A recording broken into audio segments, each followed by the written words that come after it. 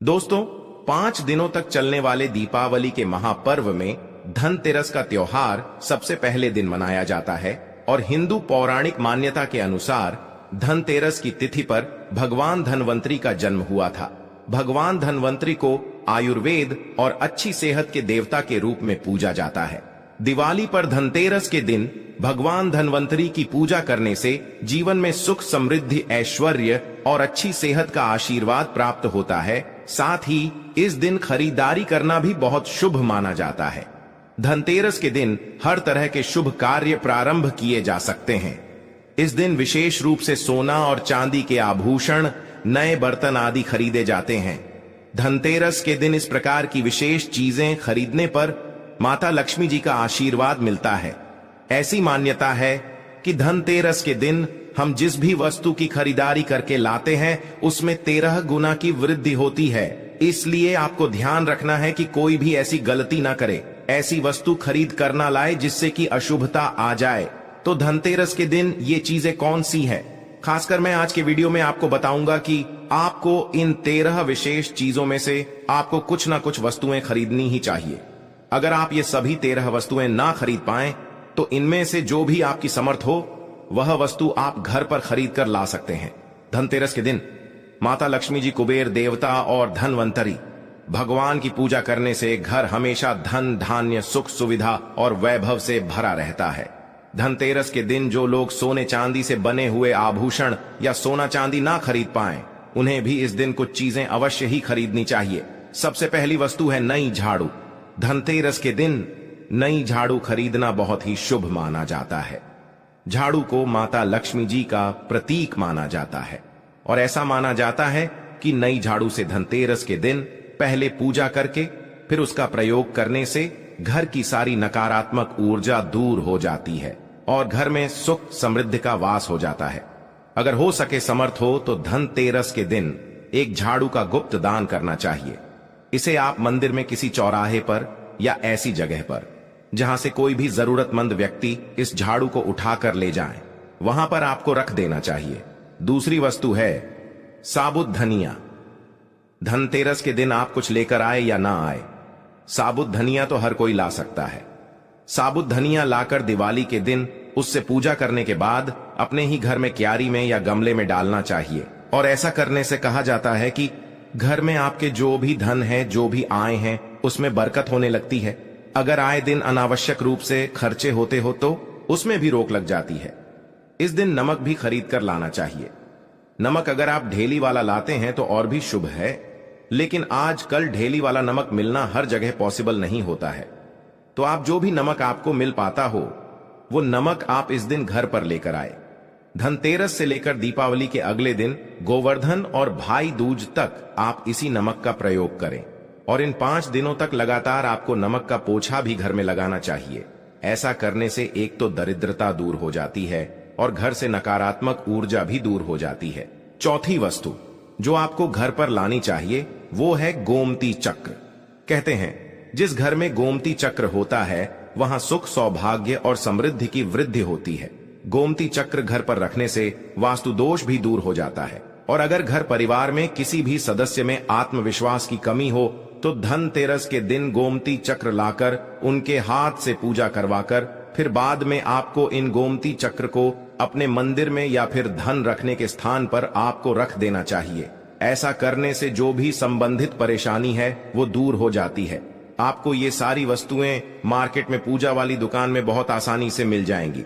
5वीं वस्तु है कौड़िया। कौड़िया आपको सफेद, भूरी, पीली या चितकबरी मिल जाएगी, लेकिन आपको जो कौड़ियाएं लानी है वो दिया तो सफेद लेकर आए या फिर पीले रंग की कौड़ियाएं लेकर आए। कहते हैं जिस घर में कौड़िया होती है वहां पर माता लक्ष्मी जी हमेशा वास करती है। कौड़िया माता लक्ष्मी जी को आकर्षित करती है, इसलिए आज के दिन आप 5, 7, 11 या 13 कौड़ियां लाकर आप चाहें तो धनतेरस की शाम को या फिर दीपावली की रात को इनकी पूजा करके रोली, अक्षत, कुमकुम अर्पित करके फिर एक लाल कपड़े में बांधकर आपको अपने घर में जहां पर भी आप धन रखते हैं वहां रख देना चाहिए। हर साल आप इन्हीं पुरानी कौड़ियों की पूजा कर सकते हैं। हर साल आपको कौड़ियां खरीदने की आवश्यकता नहीं है।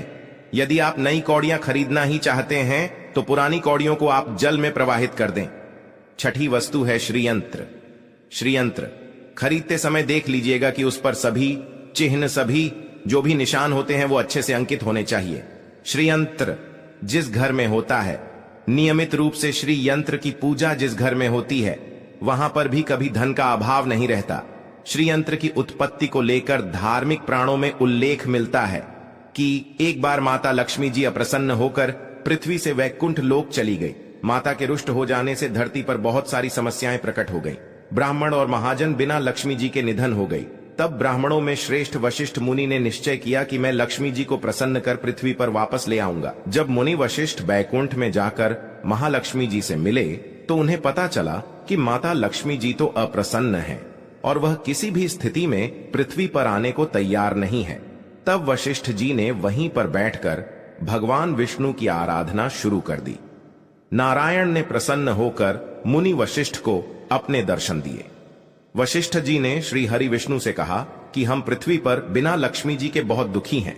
हमारे सारे आश्रम उजड़ गए, धरती पर वैभव खत्म होने वाला है।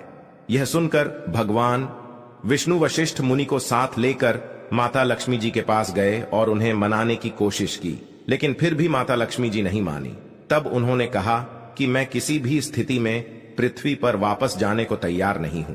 जब चारों दिशाओं में माता लक्ष्मी जी के पृथ्वी पर वापस न आने की बात फैल गई, तब देवताओं के गुरु बृहस्पति जी ने एक युक्ति सुझाई। उन्होंने कहा कि अब श्री यंत्र साधना ही एकमात्र उपाय बचा है जिससे माता लक्ष्मी जी को धरती पर आना ही पड़ेगा। गुरु बृहस्पति जी के निर्देशों से श्री हरि ने धातु पर श्रीयंत्र का निर्माण किया और उसे मंत्र सिद्ध प्राण प्रतिष्ठा युक्त करते हुए दीपावली के 2 दिन पूर्व धन त्रयोदशी को श्रीयंत्र पर स्थापित करके विधि विधान से उसका पूजन किया। पूजन समाप्त होते होते माता लक्ष्मी जी को वहां आना ही पड़ा और वे बोली कि मैं किसी भी स्थिति में यहां आने के लिए तैयार नहीं थी, ये मेरा प्रण था, परंतु बृहस्पति जी की युक्ति से मुझे आना ही पड़ा। श्रीयंत्र मेरा आधार है और इसी में मेरी आत्मा भी बसती है। यही कारण है कि धनतेरस के दिन श्रीयंत्र खरीदना चाहिए और अपने घर में स्थापित करना चाहिए। 7वीं वस्तु है 7 मुखी रुद्राक्ष की माला या फिर 7 मुखी रुद्राक्ष। अगर आप धनतेरस के दिन 7 मुखी रुद्राक्ष को घर पर लाते हैं और फिर उसकी विधि विधान से पूजा करते हैं या भगवान शिव की पूजा में आप इस रुद्राक्ष को प्रयोग करते हैं, किसी भी मंत्र का जाप करते हैं, तो उससे भी आपके घर में कभी परेशानी नहीं आती, किसी प्रकार का कोई अकाल मृत्यु का भय नहीं रहता, क्योंकि दीपावली दियों का त्योहार होता है और इस दिन अपने घर में अपनी सामर्थ्य के अनुसार दीपक जलाए जाते हैं। धनतेरस के दिन भी दीप जलाने चाहिए। अगर आप चाहते हैं आपके घर में साक्षात माता लक्ष्मी जी का वास सदा बना रहे, पूरे वर्ष पर आपके घर में धन की कोई कमी न रहे, आपको कभी कर्ज लेने की नौबत न आए, तो ऐसे में धनतेरस की शाम को आप 13 दीपक घर के अंदर और 13 दीपक घर के बाहर जलाइए। ऐसा करने से भी माता लक्ष्मी जी का आशीर्वाद प्राप्त होता है। और धनतेरस के दिन 8वीं जो वस्तु है वो आपको मिट्टी के दीपक जरूर खरीद कर लाने चाहिए। मिट्टी के दीपक आप अपनी समर्थ के अनुसार खरीद कर ला सकते हैं। अगर हो सके तो किसी जरूरतमंद को, जहां पर धन का अभाव हो, ऐसे घर में आप मिट्टी के दीपक का तेल सहित और बाती सहित रुई सहित दान भी कर सकते हैं।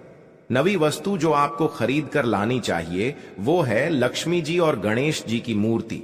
वैसे तो मिट्टी की मूर्ति ही घर पर लाना शुभ होता है, लेकिन यदि आप मिट्टी की मूर्ति ना लाना चाहे तो धातु की मूर्ति, जैसे कि आप चांदी की, सोने की या पीतल की मूर्ति भी घर पर ला सकते हैं। अगर आपके पास पहले से ही मूर्तियां हैं तो आप जरूरी नहीं है कि हर दीपावली पर मूर्ति खरीदे।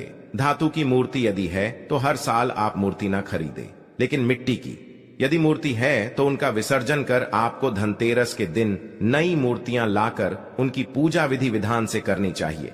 धनतेरस के दिन खरीदी गई नई मूर्तियों की पूजा आपको दीपावली की शाम को करनी चाहिए। धनतेरस के दिन आप भगवान गणेश और माता लक्ष्मी जी की जो मूर्ति खरीदे वो खरीदते समय यह ध्यान रखें कि दोनों मूर्ति अलग अलग होनी चाहिए और दोनों ही मूर्ति में भगवान गणेश और लक्ष्मी जी बैठी हुई मुद्रा में हो, खड़ी हुई मुद्रा में लाई गई। जो मूर्तियां होती हैं वो उग्र स्वभाव की ओर चंचल मानी जाती है। अगर आप खड़ी मुद्रा वाली मूर्तियां लेकर आते हैं तो ऐसे में धन का अभाव आपके घर में लगातार बना रह सकता है। और आपको ध्यान रखना है कि जो मूर्ति या आप लेकर आए वो कहीं से भी खंडित ना हो, टूटी भी ना हो। गणेश जी की प्रतिमा खरीदने से मैं ध्यान रखें कि उनकी जो सूंड है वो बाईं तरफ मुड़ी हुई हो और उनका वाहन मूषक भी उस मूर्ति में जरूर बना हो, और भगवान गणेश के एक हाथ में लड्डू या मोदक भी होना चाहिए, और माता लक्ष्मी जी की जो मूर्ति है तो कमल के फूल पर विराजित होनी चाहिए और उनके हाथ में सिक्के हो या फिर सिक्के गिरने वाली अवस्था में हो। ऐसी मूर्तियां घर पर लाना बहुत शुभ होता है।